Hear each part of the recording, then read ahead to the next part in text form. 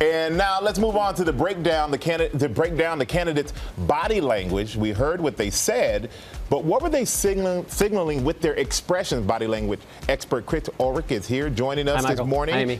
Good morning, Chris. Now let's start with Hillary Clinton. What stood out last night? Maybe something that was different from what we saw in the last debates.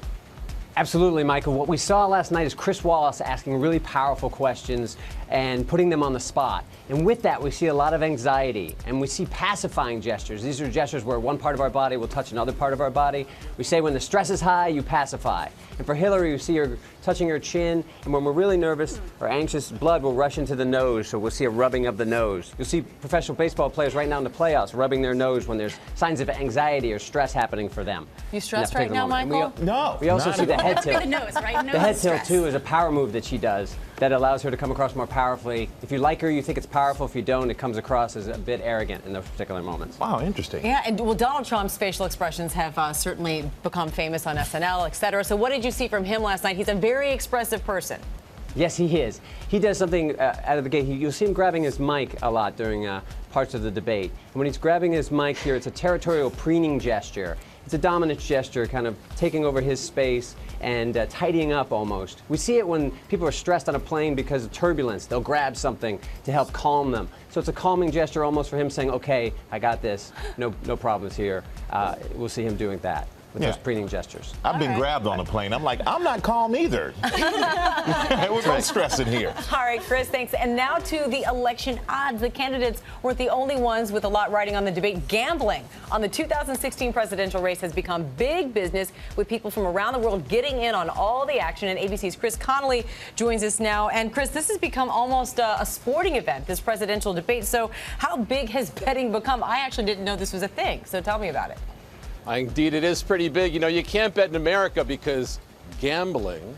But in addition to betting on the results of the election, you can do these things called prop bets with these offshore sites, where you're able to place money on whether a certain phrase would be used in the course of the debate. Take something like WikiLeaks. How many times would WikiLeaks be said? Bet over or under, that was 5 times, so that hit the over. How many times rig or rig? That was just once, so that hit the under. And how many times would Trump say tremendous? That was 2, so that hit the under. But where are the contemporary phrases? Where is nasty woman?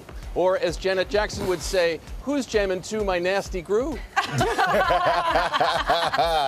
Oh, man. But you know what, Chris, you said it all over the world, and it's big, really, in Ireland, of all places.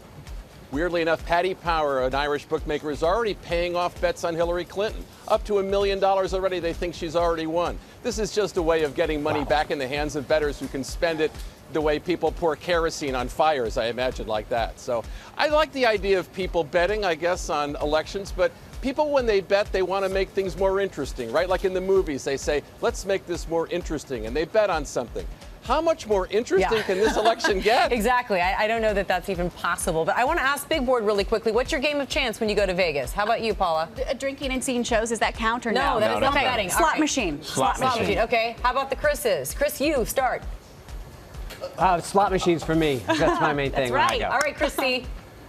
The only thing I bet on is the set list for the Super Bowl halftime show. I'm all in on Gaga doing, Edge of Glory. What about you? I like craps. That's my go-to. Whoa. How about you? I blackjack. I don't win. I never go expecting to win. I go expecting to donate. There you go. That's how it Very works. good way to look at it. All right, Chris, thank you. And Paula, thank you as well.